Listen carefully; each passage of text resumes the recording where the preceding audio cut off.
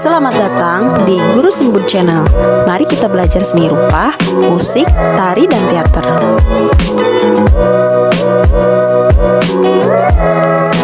Jangan lupa like, share, komen, dan subscribe ya. Selamat menyaksikan, semoga bermanfaat.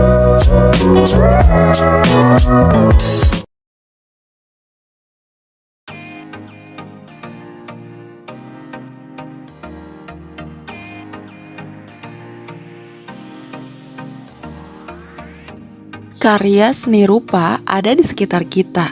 Seringkali kita tidak menyadari bahwa benda-benda yang dekat dengan aktivitas kita sehari-hari adalah karya seni rupa.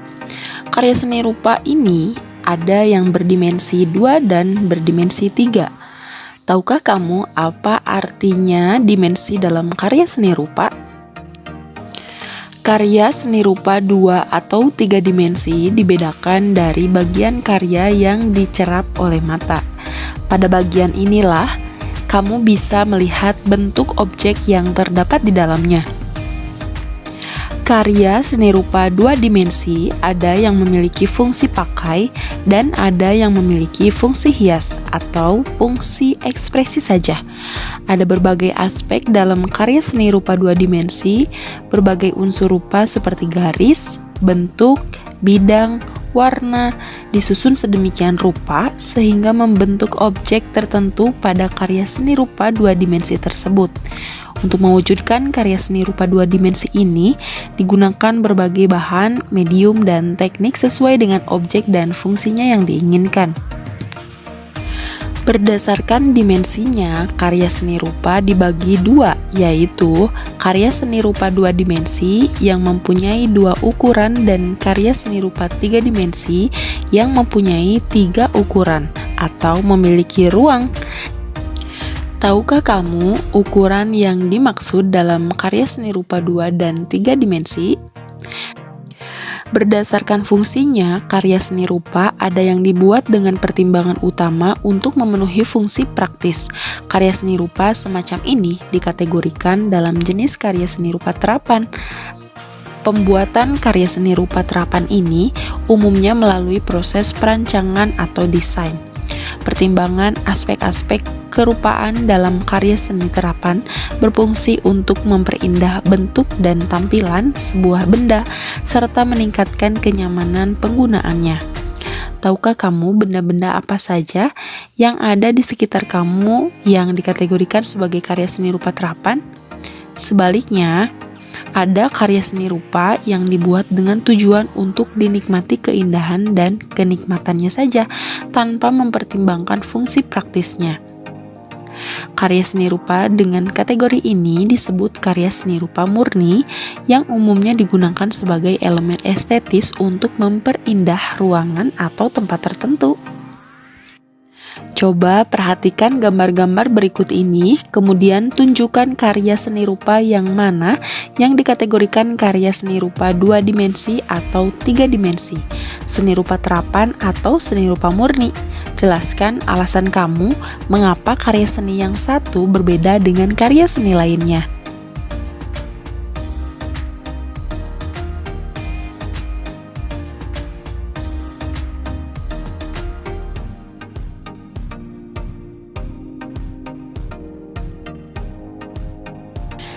Selain berdasarkan bentuk atau dimensi dan fungsinya, karya seni rupa juga digolongkan berdasarkan karakteristik media, alat, teknik, dan bahan, serta orientasi pembuatannya. Berdasarkan karakteristik tersebut, kita mengenal sebagai jenis karya seni rupa seperti seni lukis, seni patung, seni grafis, seni kriya, dan desain. Unsur dan objek karya seni rupa. Seorang perupa, seniman, desainer, kriawan, perajin, dan sebagainya mengolah unsur-unsur seni rupa fisik dan non-fisik sesuai dengan keterampilan dan kepekaan yang dimilikinya dalam mewujudkan sebuah karya seni rupa. Cermati kembali paparan singkat tentang unsur-unsur rupa berikut ini. Yang pertama, garis. Garis adalah unsur fisik yang mendasar dan penting dalam mewujudkan sebuah karya seni rupa. Garis memiliki dimensi memanjang dan mempunyai arah serta sifat-sifat khusus seperti pendek, panjang, vertikal, horizontal, lurus, melengkung, merombak, dan seterusnya. Garis dapat juga digunakan untuk mengkomunikasikan gagasan dan mengekspresikan diri.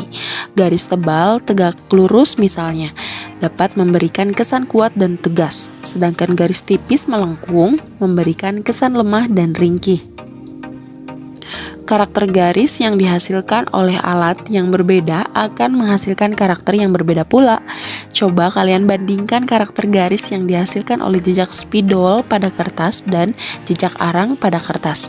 Bandingkan pula jejak garis yang dibuat dengan ballpoint atau pensil.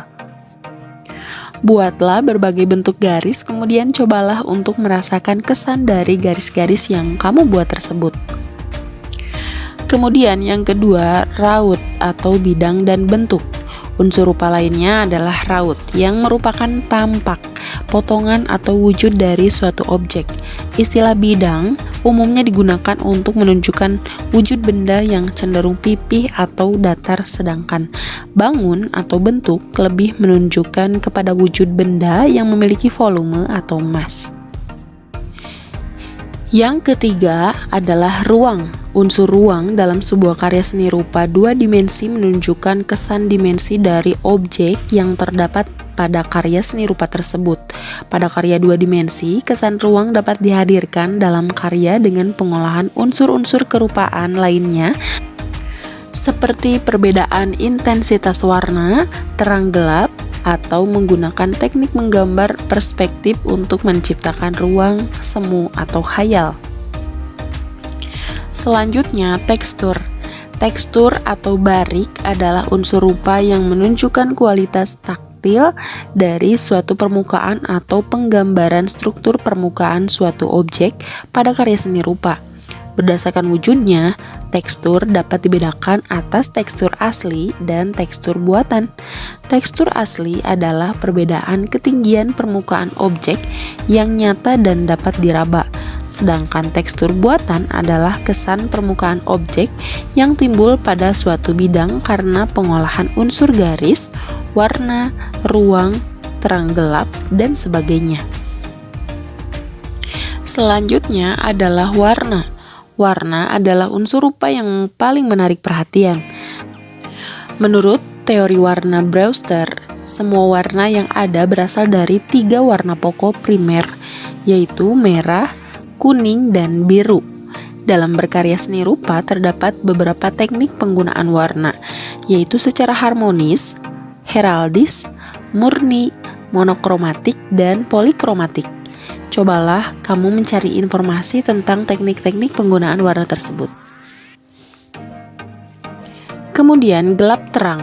Unsur gelap terang pada karya seni rupa timbul karena adanya perbedaan intensitas cahaya yang jatuh pada permukaan benda. Perbedaan ini menyebabkan munculnya tingkat nada warna atau value yang berbeda. Bagian yang terkena cahaya akan lebih terang dan bagian yang kurang atau terkena cahaya akan tampak lebih gelap. Penataan unsur-unsur visual pada sebuah karya seni rupa menggunakan prinsip-prinsip dasar berupa kaidah atau aturan baku yang diyakini oleh seniman dan perupa pada umumnya. Kaidah atau aturan baku ini disebut komposisi. Kata tersebut berasal dari bahasa Latin yaitu compositio, yang artinya menyusun atau menggabungkan menjadi satu. Komposisi dapat mencakup beberapa prinsip penataan seperti kesatuan, keseimbangan, dan irama, penekanan, serta proporsi dan keselarasan. Prinsip-prinsip dasar ini merupakan unsur non-fisik dari karya seni rupa.